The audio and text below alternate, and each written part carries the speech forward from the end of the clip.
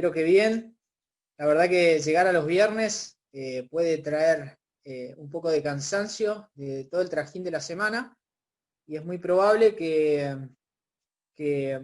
eso a veces nos haga encontrar en la reunión un poco agotados, con un poco de caripela, que eso puede llegar a pasar, me pasaba a mí, así que nada, vamos a tratar de hacerlo con cierto dinamismo para que nos despertemos, porque esto es típico, llegar al viernes cansado es muy típico, y yo también, que me siento joven, pasé por lo de ustedes, estuve estudiando, ahora que estoy trabajando siento que por ahí la cuestión pasa por ahí. Así que para levantar un poco el ánimo vamos a hacer 4 grupos.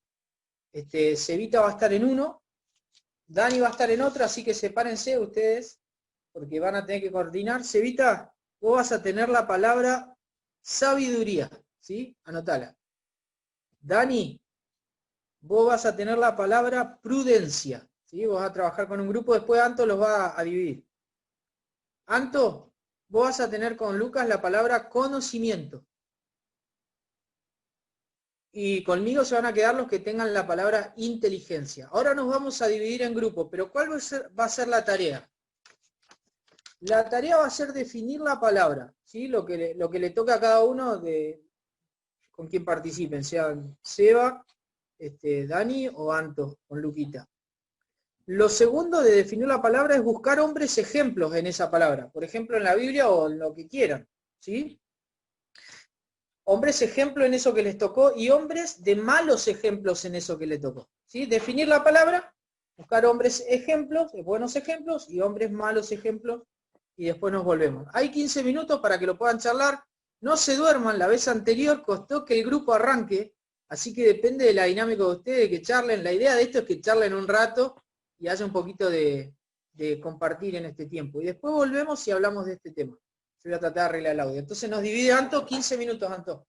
Vamos a tratar de que sea dinámico, cortito, es hacerlo fácil y que todos podamos entender y después entrar en el tema. Yo acá después voy a compartir pantalla y voy a hablar por este lado. Seguramente me escuchen por donde ven la cámara, pero la pantalla la voy a compartir donde dice Matías Arancibia, ¿sí? En principio, la primera palabra que tocaba era la de sabiduría, que era Sebastián. Así que la persona que pueda explicarnos lo que es sabiduría.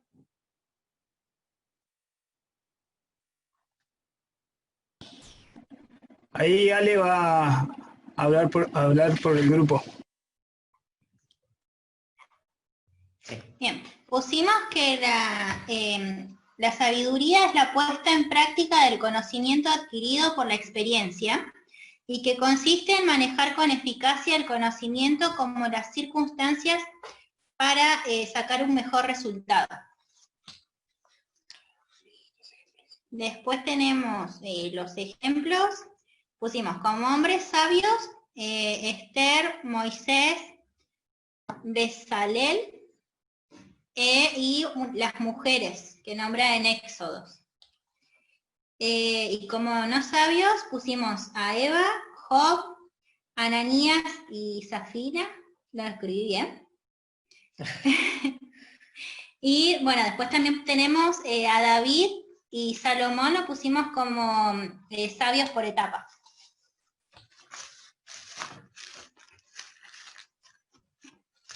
Ya terminé. Ya terminé.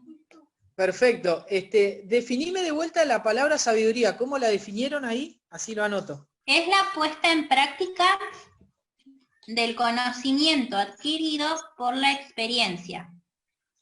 Perfecto. Es más larguito, sí. Bueno.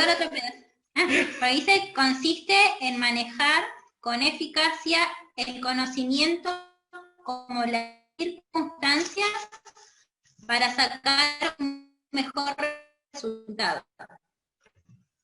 Perfecto. Muchas gracias. De nada. Sigue el segundo grupo, la prudencia. El grupo de Dani. Giancarla tiene la responsabilidad de decir todo. Bueno, nosotros estamos definiendo por ítem. O sea, la prudencia tiene que ver con el autocontrol de las emociones, distinguir entre el bien y el mal, no se aboca en sus propios pensamientos, tomarse un tiempo antes de tomar una decisión, pensar a la hora de hablar o decir algo. Ser prudente tiene que ver con el accionar, tener en cuenta las consecuencias del accionar, y como hombres prudentes pusimos José, Salomón, Daniel, Esther, Débora y Moisés. Y como no prudentes pusimos a Sansón, Jonás, Acab, el hijo pródigo y Judas. Y leímos un texto de Proverbios 16:23 que dice: quien piensa bien las cosas se fija en lo que dice, quien se fija en lo que dice convence mejor. Bien, sigue conocimiento, el grupo de Anto. Bueno, conocimiento. No existe una única definición de conocimiento, hay muchas teorías, humanamente hablando, hecho de información adquirida por una persona, facultad del ser humano para comprender por medio de la razón, la naturaleza, cualidades y relaciones de las cosas. Y bíblicamente tenemos un texto que está en Proverbios 1:7, se los voy a leer en la NTV, que dice, esperen un cachito, el temor del Señor es la base del verdadero conocimiento, pero los necios desprecian la sabiduría y la disciplina. Que en la Reina Valera nos dice, el principio de la sabiduría es el temor de Jehová. Y como decían los chicos, la sabiduría es el conocimiento aplicado. Entonces antes, para poder ser sabios, tenemos que tener conocimiento. Entonces el principio de la sabiduría es el conocimiento y el principio del conocimiento es el temor de Jehová. Y después pensábamos en ejemplos y obviamente se nos venían muchos a la mente, más que nada malos. Tenemos, por ejemplo, a Sansón, que él tenía el conocimiento sobre el propósito que tenía Dios para su vida y sin embargo lo aplicó mal. Salomón, que fue mitad de mitad. Los fariseos, que también aplicaban mal el conocimiento, incluso añadían cosas que la Biblia no decía para poder hacer las cosas incluso más complicadas. Después teníamos a los hijos de Elí. Eli, como un ejemplo no bíblico, mencionaba a Favaloro, que él tenía un conocimiento bien aplicado porque lo utilizaba para la medicina. Después Einstein, que él tenía su conocimiento, su teoría fue mal aplicada. Después tenemos al pueblo de Israel, que bueno, es un gran ejemplo de conocimiento mal aplicado en varias ocasiones. A Pablo, que al principio como Saulo su conocimiento estaba mal aplicado y después de conocer al Señor Jesús comenzó a aplicar ese conocimiento de una buena forma. Y después, como el máximo ejemplo del conocimiento bien aplicado, tenemos al Señor Jesús. Y después finalmente, para terminar, ya terminó, Jorge mencionaba el texto que está en 2 Pedro 3:18, que dice, antes bien creced en la gracia y el conocimiento de nuestro Señor y Salvador Jesucristo, Él sea la gloria ahora y hasta el día de la eternidad. Amén. Pero bueno, crecer en el conocimiento de nuestro Señor debería ser nuestra principal fuente de sabiduría y conocimiento, que obviamente lo adquirimos a través de la palabra de Dios. Nada más. Bueno, Anto, muchas gracias. Y ahora sigue nuestro grupo con la palabra inteligencia. Son palabras similares, ¿sí? Así que bueno. Hola, ¿me escuchan? Bueno, ¿Se nosotros, como dijo Mati, creo que es la palabra inteligencia, llegamos a la conclusión que la inteligencia requiere aprendizaje, conocimiento, y también una definición que la sacó, que decía que se asocia al buen juicio,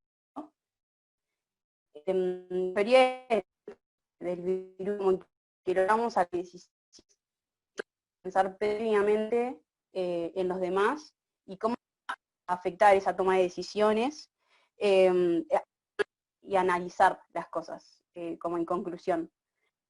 Después los ejemplos que pusimos como ejemplo de no inteligencia a Sansón. Después a un inteligente, bueno, pusimos a Jesús.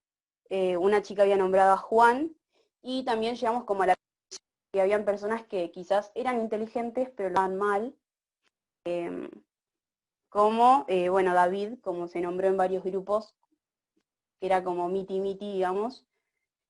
Así que, bueno, y lo contrario a inteligencia sería la ignorancia. Bueno, muchísimas gracias a todos por la participación. Ahora yo voy a compartir pantalla. Código 2323. ¿Alguien tiene un celular en la mano? ¿Sí? Buenísimo. Un código es una serie de símbolos que separados no significan nada, ¿sí? Nosotros tenemos más o menos 29 letras en el alfabeto. 29 eran, ¿no, Pau? Sí, ¿no? Y cuando están por separado significan eso, nada, pero cuando las empezamos a unir, esas letras comienzan a darnos a nosotros una especie de lenguaje. Y el lenguaje nos permite a nosotros comprender, digamos, palabras, frases. Y eso nos permite a nosotros comunicarnos. El comunicarnos es a través de esos códigos. Nosotros hablamos español, pero hay gente que habla jeringoso. Yo me acuerdo cuando era pibe, había gente que practicaba el jeringoso entre mis compañeros. Hace poquito nos encontramos y nos reíamos de esa forma en la que hablaban. Para mí siempre fue una ridiculez, pero era un método, ¿sí? Ahora, en la web, por ejemplo, nosotros tenemos números que son binarios, que la computadora los lee y nosotros apretamos clic, pero los procesos de la computadora para que esos clics tengan una función específica son códigos. Y a nosotros, qué sé yo, apretamos clic en ingresar a Facebook, por ejemplo. Y apretamos e ingresamos, son códigos, ¿sí? Yo les voy a hablar acerca de un código que nos tiene que ayudar a nosotros a vivir y a valorar a través de ese código lo que es la verdad.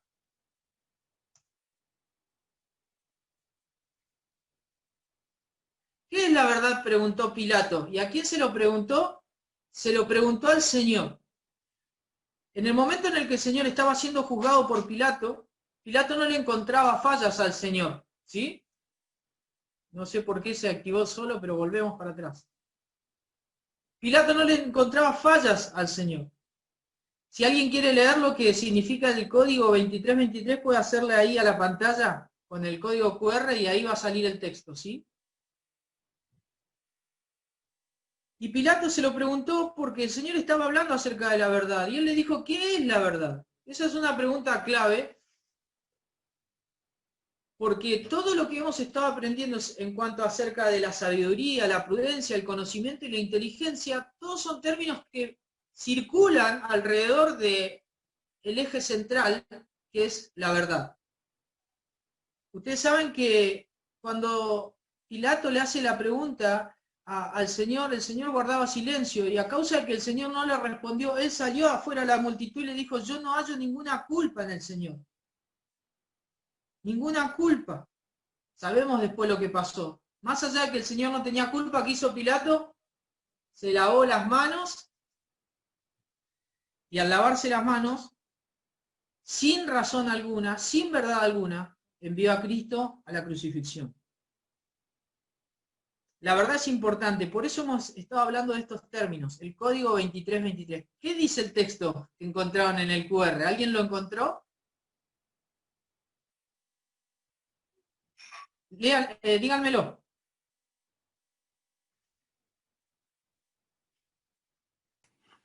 Compra la verdad y no la vendas. ¿El texto cuál es? Compra la verdad y no la vendas, Proverbios 23:23. Perfecto, gracias, Luquita. Ese es el código, ¿sí? El código por el cual nosotros vamos a aprender a valorar y a dirigirnos mejor en esta vida.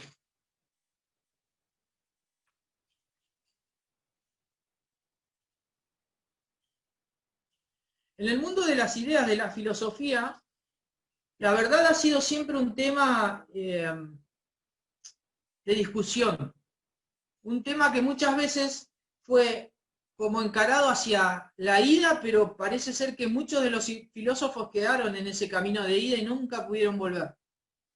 La filosofía siempre intentó dar respuestas. No sé por qué hace eso, pero no importa, iremos volviendo atrás. Parménides, en el siglo IV, al final del siglo IV o al inicio del siglo V, dijo, antes de Cristo, ¿sí? Dijo que el conocimiento era inalcanzable, ¿sí? Todos estos se apoyaron en fenómenos que colaboraban para hablar acerca de la duda. Sócrates, o Demócrito podríamos decir, quien fue paralelo a Sócrates, él dijo, no sabemos nada con certeza, ¿sí? Y Sócrates fue el que dijo, solo sé que no sé nada, ¿sí? En el 470 a.C. Sin embargo, vemos a Jesús que él dice, yo soy la verdad. Mientras los filósofos no tenían respuestas, o sus respuestas iban hacia la lejanía de la verdad, como forma de llegar a un conocimiento, Jesucristo se presenta con una filosofía diferente, podríamos decir, diciendo, yo soy la verdad. Y es lo que nosotros conocemos como el relativismo, ¿sí? El relativismo se basa en entender de que no existen verdades absolutas. El relativismo es un concepto que es inherente a los filósofos griegos y tiene que ver con establecer que no hay nada que pueda ser certero en un grado tal que nos dé confianza absoluta, como entendemos que es la verdad. Como hay muchos puntos de vista, dicen los relativistas, entonces la verdad se relativiza en cada punto de vista. Y cada punto de vista tiene que ser válido en sí mismo. Por lo tanto, tu verdad no es mi verdad, pero ambas pueden ser verdad, dicen los relativistas. Eso la palabra de Dios lo dijo Pablo cuando en Romanos 1:25 dice, ya que cambiaron la verdad de Dios, ¿por qué? Por el relativismo. ¿Por qué? Por la mentira, por eso de creer de que todos tenemos razón. Fíjense los filósofos, decían, yo no puedo saber nada.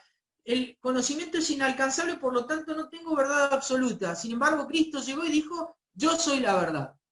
Ahora, el relativismo viola lo que se llama la ley de la no contradicción. Por ejemplo, ¿hay o no agua en la heladera? Uno podría decir, hay agua en la heladera. Va mi señora a buscar agua y me dice, no hay agua en la heladera. Yo voy, me fijo y digo, hay. Y me dice, ¿dónde hay? Si acá no hay, me dice, no está la botella, está vacía la heladera, no hay agua. Alguien de los dos tiene que tener la razón o alguien de los dos tiene que estar equivocado. No puede ser que haya agua en la heladera y no haya agua en la heladera al mismo tiempo. Cuando hablamos de relativismo, si el relativismo sería cierto, entonces el relativismo sería algo autorrefutable, porque si es totalmente cierto el relativismo, entonces el relativismo no existiría, porque sería una certeza absoluta el relativismo. Y justamente el relativismo está diciendo que no existen verdades absolutas, pero asimismo se declara como una verdad absoluta. Y eso es el segundo punto, es la autorrefutación. Se requiere que sea verdad absoluta de que todo es relativo, pero si todo es relativo, entonces finalmente eso no tiene valor. Así que no sirve como tal, como idea. Intelectualmente es pobre porque aprender es pasar de una creencia o conocimiento falso a uno verdadero, ¿sí? Así que cuando alguien dice que el relativismo sirve para algo, no sirve para nada. ¿Por qué razón?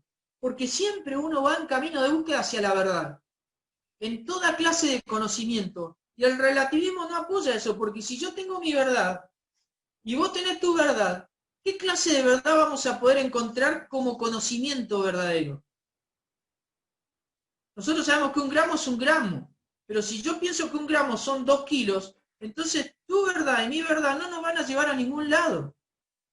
Entonces entendemos hoy aún matemáticamente que el relativismo no es coherente, aunque sirve en las sociedades como las que vivimos para plantear, por ejemplo, la ideología de género, ¿sí?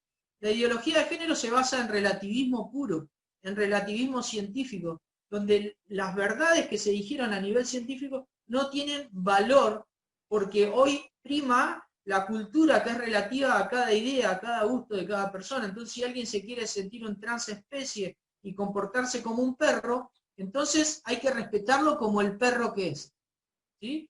Todos estos fenómenos vienen de esto, que es alejarse de la verdad para volcarse a la mentira, que es llamado relativismo. Algo que la gente hoy cree que es válido, que es aceptable.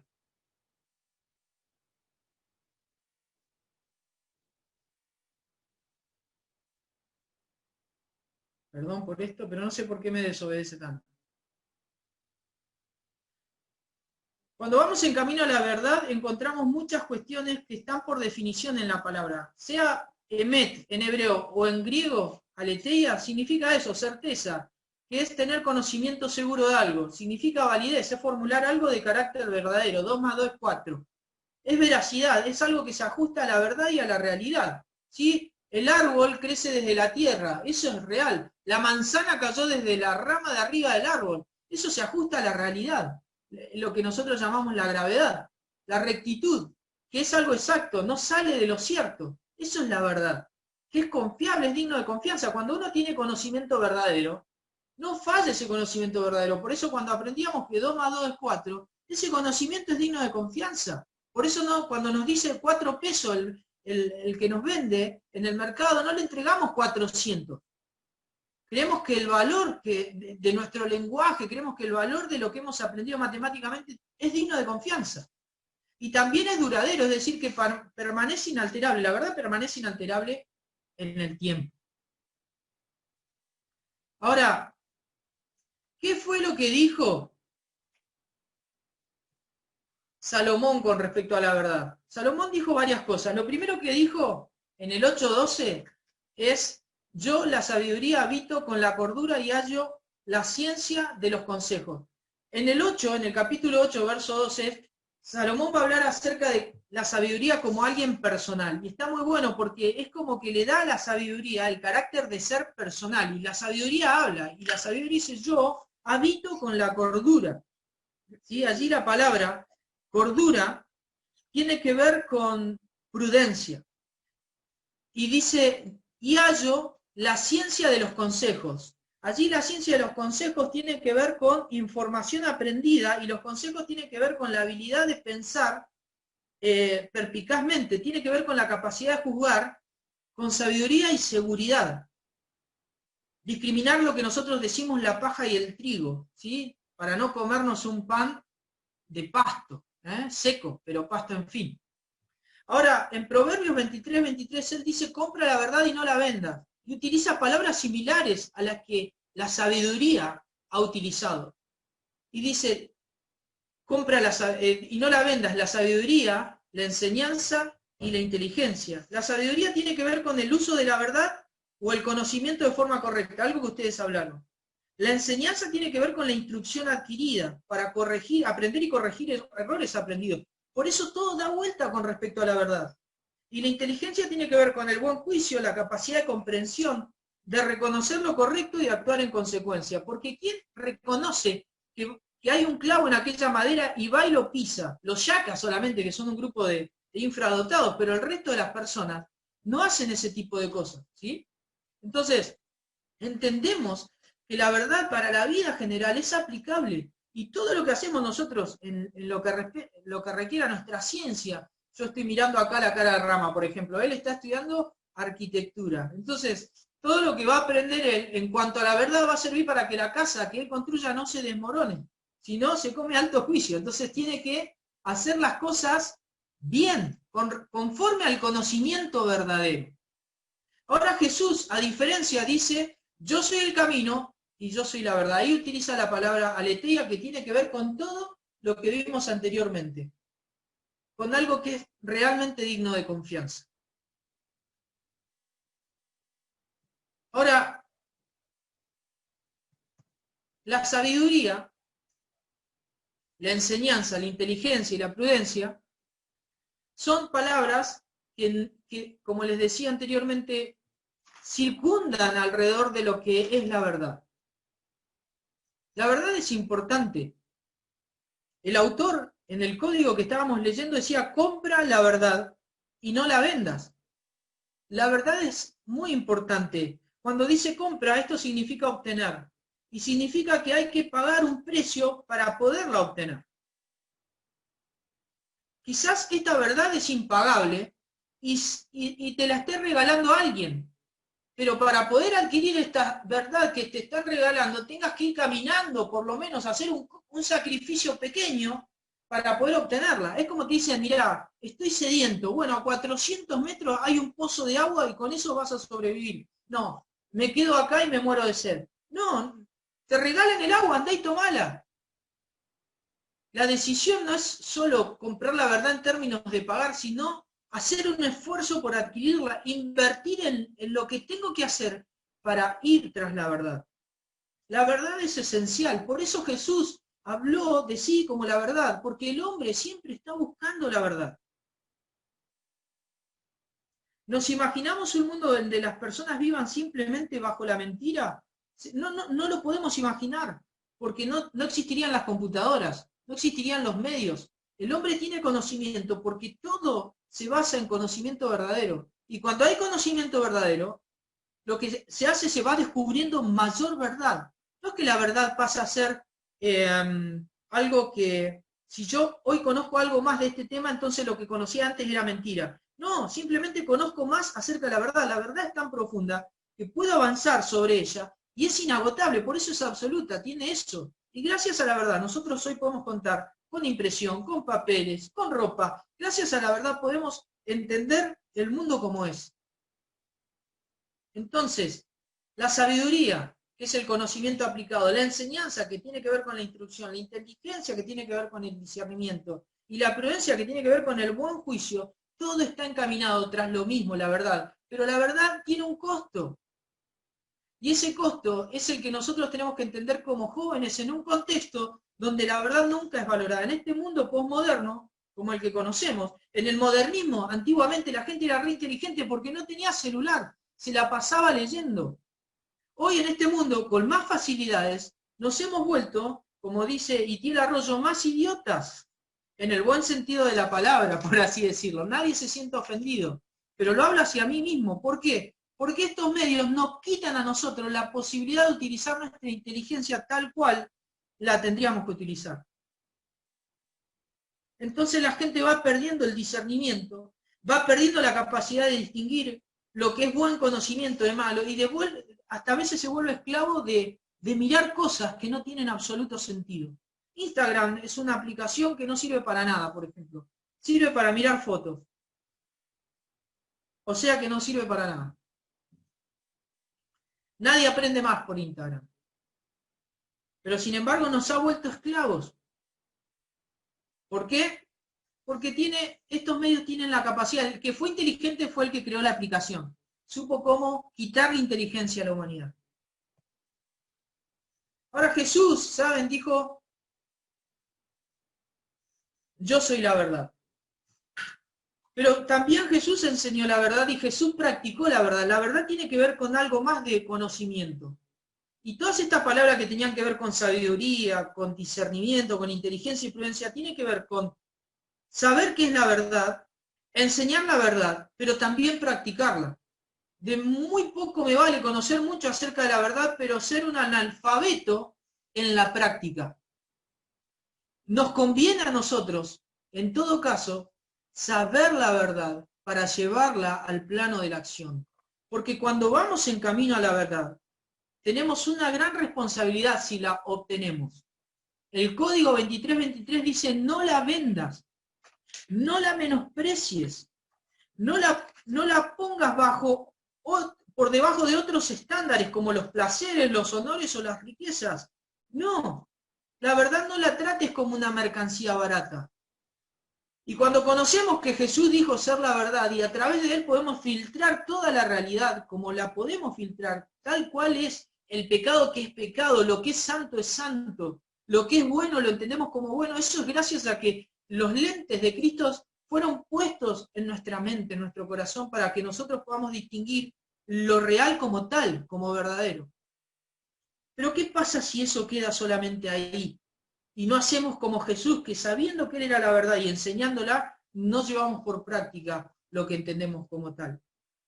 Cuando Jesús dijo ser la verdad, él estaba diciendo que todo lo que se dijo de él en el Antiguo Testamento era cierto. Todo lo que se venía hablando acerca de él en el pasado eran sombra de la realidad. Ustedes saben que cuando uno camina y el sol impacta o cualquier luz impacta, uno puede verse la sombra. Pero la sombra no es la realidad de lo que somos, la realidad es lo que soy yo. La sombra es una obstrucción a la luz y eso impacta en alguna superficie y eso se ve con mis movimientos, pero eso no es lo que yo soy. Yo no soy mi sombra. Yo soy lo que soy. La sombra es simplemente un reflejo negativo de lo que soy. Todo lo que había en el Antiguo Testamento hablaba de Jesús, las profecías, la ley. La ley sirvió para que conozcamos el pecado, pero también para que vayamos corriendo hacia Jesús. Todo hablaba de Jesús. Él es la verdad manifiesta, dice la palabra. Todo lo referido por Moisés, todo lo referido por los profetas, todo lo referido por los hombres que hablaron en términos poéticos, sapiensalmente, como el autor a la carta de los Proverbios, es por Jesús, es porque Él es la verdad. Ahora, pasando al plano de lo práctico, los primeros hombres en perder la verdad, como ustedes bien lo dijeron, fueron Adán y Eva. Adán fue engañado por la astucia de la serpiente. Dios le dijo la verdad que tenían que obedecer. De todo árbol pueden comer, en el capítulo 2. Pero del árbol de la ciencia, el bien y del mal, no deben comer, porque cuando coman de eso van a morir. Entonces vino la serpiente con astucia y le dijo, ¿eso les dijo Dios? Plantó la duda. No, la realidad es que si vos comés de este árbol vas a tener conocimiento del bien y del mal. Pero ese conocimiento no era como el conocimiento de Dios, sino que iban a tener el conocimiento del resultado de haber pecado, el conocimiento experimental, pero fue engaño de la serpiente. ¿Y qué pasó con Eva a priori? A priori Eva tuvo dudas. El enemigo siempre para vender una mentira va a llamar mentiroso a Dios. Lo primero que va a hacer el enemigo, te va a sacar de eje. Cuando Dios dice una cosa, el enemigo que va a hacer va a llamar mentiroso a Dios y va a plantarte otra idea en tu mente. Una idea que va a ser contraria a las ideas que surgen de los principios de Dios en su palabra. El enemigo siembra mentira, nos engaña si cambiamos la verdad. Ella vio el árbol, codició y comió.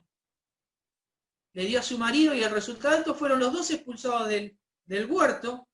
La humanidad entera está bajo pecado porque los resultados siguen evidentes. Y Cristo, ahí mismo ya en el capítulo 3 es la promesa de Dios. O sea, el resultado de nuestro pecado es que Cristo tiene que venir a pagar. La consecuencia de nuestros males es que Cristo tiene que pagar nuestro problema, nuestro mal. Fíjense el resultado de desviarnos de la verdad. Hay consecuencias. Por eso dice que hay que comprarla y no venderla. Comprar. El Marcos, capítulo 8, 34 al 35, nos habla del valor que tiene la verdad. El valor que tiene Jesús, el valor de seguir a Jesús. Jesús dijo, niégate a ti mismo, toma tu cruz y sígueme. ¿Nos imaginamos lo que el Señor nos está proponiendo? Cuando Él nos dice que Él es la verdad y nos está llamando al discipulado, lo que nos está diciendo a nosotros es un cambio pleno de nuestra vida, un sacrificio pleno de lo que somos para poder seguirle. Seguir la verdad es un acto de compra, es un acto de obtención, es un acto de sacrificio, y el sacrificio es, en principio, negarnos a nosotros mismos. Cambia tu egocentrismo por cristocentrismo. Si viviste tu vida hasta el presente pensando en vos mismo, cambialo. ¿Sabes por qué? Porque sin Cristo en tu vida, tu destino no es el mejor. Aún en esta experiencia, puede ser que te vayas al cielo, pero si decidís hoy, o si decidimos negar a Cristo en nuestra experiencia, hoy vamos a terminar mal, porque la desobediencia a Cristo nos lleva a buen camino, amigos. Por eso es mejor cambiar del egocentrismo al cristocentrismo, porque aunque cueste, es el mejor camino. Lo segundo que dice Cristo en cuanto a la compra es tomar tu cruz. En vez de buscar el placer y la fama, Cristo nos llama a vivir con una cruz a cuesta. Y eso es costoso. ¿A quién tiene ganas de tomar una cruz? Cristo, antes de tomar la cruz, lloró en el huerto de Getsemaní, su sudor fue como sangre, dice el costo de la cruz. No es fácil. Esto quizás signifique que por amor a un ministerio relegues quizás ganancias honestas. Quizás por amor al Señor tomes la decisión de abandonar cierto grupo de amistades. Por amor al Señor, quizás hagas de tu cruz tu propio ministerio, porque quizás no te valoran en tu ministerio, pero seguís adelante. Porque querés, porque amás al Señor, que llevó la cruz antes que vos. Y finalmente seguí, me dice el Señor. Lo segundo que dice el Señor es que hay que pagar un precio. Y el Señor lo menciona en Mateo 13:44. Son dos parábolas. Mateo 13:44, ya con esto voy a terminar. Él dice lo siguiente. Además, el reino de los cielos es semejante a un tesoro escondido en un campo, el cual un hombre halla y lo esconde de nuevo, y gozoso por ello va y vende todo lo que tiene y compra aquel campo. Hay que pagar un precio. El tipo va caminando, se encuentra un tesoro en aquel campo, pero es tan honesto que lo guarda, dice, no me lo voy a robar. Esta es una parábola del Señor. ¿Y qué hace?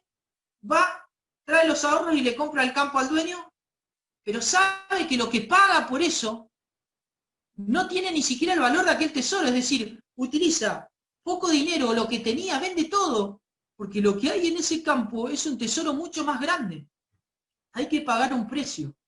Esta persona se encuentra con esto, no lo busca, se lo encuentra. Mucha gente ha conocido a Cristo, ¿saben por qué se lo encontraron? Me invitaron a la reunión de Yapa, fui, y ese día escuché de Cristo, y ese día encontré la verdad. Y ese día tomé la decisión más importante de mi vida. Me lo encontré de repente al Señor, pero ese día lo seguí. Ese día pagué todo el precio, porque lo que me daba el Señor era mucho más grande. Prefiero ese campo antes de que tener la posible, vendo todo lo que tengo y compro ese campo. No estoy diciendo que tenés que comprar tu salvación. Lo que estoy diciendo es que preferís a Cristo antes que lo que vos tenías sin Cristo. Lo segundo, la segunda parábola es la perla de gran precio, que es casi lo mismo. Dice, también el reino de los cielos es semejante a un mercader que busca buenas perlas. Dice que habiendo hallado una perla preciosa, fue y vendió todo lo que tenía y la compró. Este mercader también paga un precio, porque él está buscando buenas perlas, pero encuentra la preciosa. Y cuando encuentra la preciosa, sabe que esa perla tiene más valor que todo lo que tiene. Entonces vende todo lo que tiene y obtiene la buena perla. La preciosa, paga un precio por ella. Les estoy diciendo lo mismo. Pagamos un precio por la verdad, pero cuando compramos la verdad, preferimos vender todo lo que teníamos sin la verdad, para vivir tras la verdad. Así hacemos con Cristo. Pagamos un precio en el seguirle, pero ese precio no vale lo que vale Cristo. Cristo vale más, por lo tanto siempre gano. Acá la inversión es positiva. Lo tercero es un sacrificio personal. Os ruego por la misericordia de Dios, Dios es misericordioso, Pablo, que presentéis vuestros cuerpos en sacrificio vivo, santo y agradable a Dios, que es vuestro culto racional. Y dice, no os conforméis a este siglo, sino transformados por la renovación de vuestro entendimiento para que puedan comprobar la voluntad de Dios agradable y perfecta. Nosotros, en la medida que más comprendemos quién es Cristo, nuestra mente más va siendo transformada, pero entendemos lo que implica el sacrificio. Dios no quiere una vida así nomás, quiere una vida completa para Él, una vida transformada por el uso del discernimiento de la palabra. Es un llamado a un sacrificio personal. Y finalmente es un llamado a seguirle. El mandamiento de Jesús es ir y hacer discípulos. Pero ¿quiénes pueden hacer discípulos? Aquellos que han sido sus discípulos. Comprar implica un esfuerzo de nuestra parte por ir tras la verdad. Y cuando hablamos de verdad estamos hablando de el que está ahí, que es Jesús.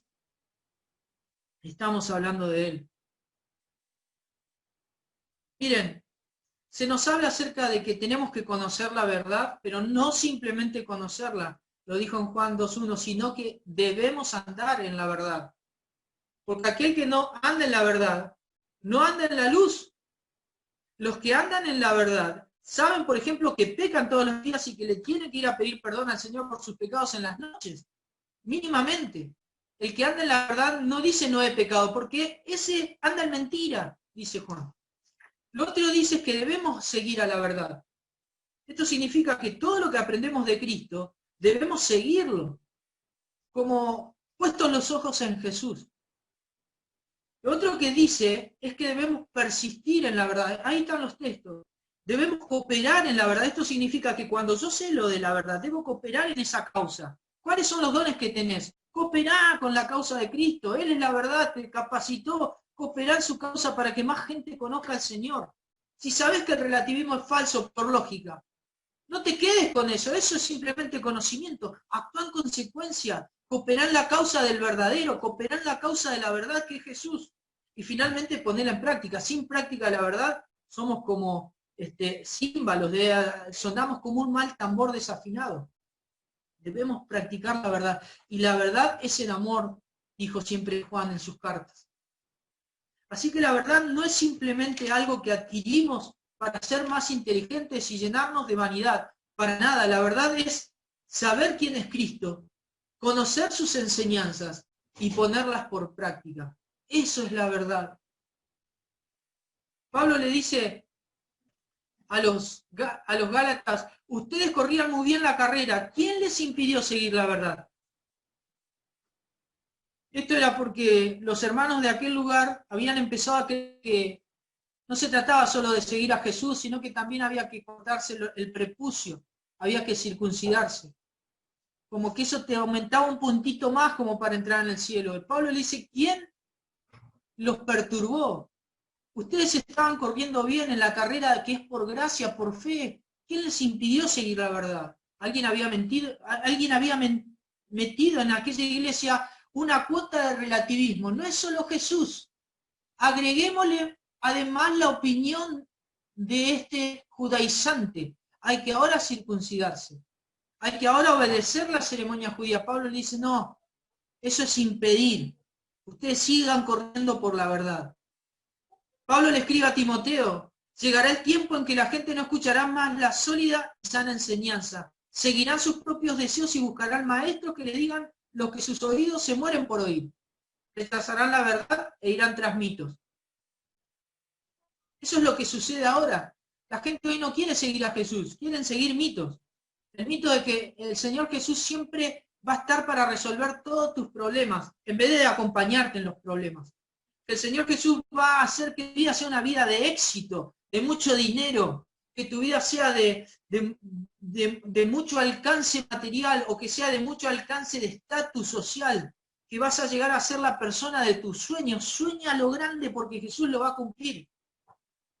El que cree en eso se comió el verso, porque Jesús dijo, el que quiera seguir en pos de mí, tome su cruz, negate a vos mismo, negá tu deseo de fama y seguime. Es muy serio cuando comprendemos la verdad. En este tiempo hemos perdido mucho el sentido de la verdad. ¿Saben por qué, jóvenes? Porque todo este sistema está hecho para que nosotros nos debilitemos espiritualmente. Pero gracias a Dios que podemos utilizarlo para bien y seguir entonces en este camino. Judas vendió la verdad por 30 piezas de plata. En aquel tiempo, las 30 piezas de plata, que eran aproximadamente 450 gramos de plata, en aquel tiempo era mucho dinero, podría haberse comprado Judas un campo. Hoy quizás rondaría quizás los $100.000. A peso actual, hoy serían $6.000. Era una plata refinada, pero en aquel tiempo, con otro índice de precios, era mucho más. El dinero era como decir, ¿cuánto eran 100 pesos hoy? $1. ¿Y cuánto eran 100 pesos en la época de Caballo? $100, es diferente. Bien, pero eran 30 piezas de plata. Por 30 piezas de plata vendió la verdad Judas. Donde esté nuestro tesoro, allí estará nuestro corazón, dijo el Señor en el Sermón del Monte. ¿Dónde está tu tesoro, amigo? Joven. ¿En la búsqueda del Señor, la búsqueda de la verdad y vivir en consecuencia? ¿O venderla?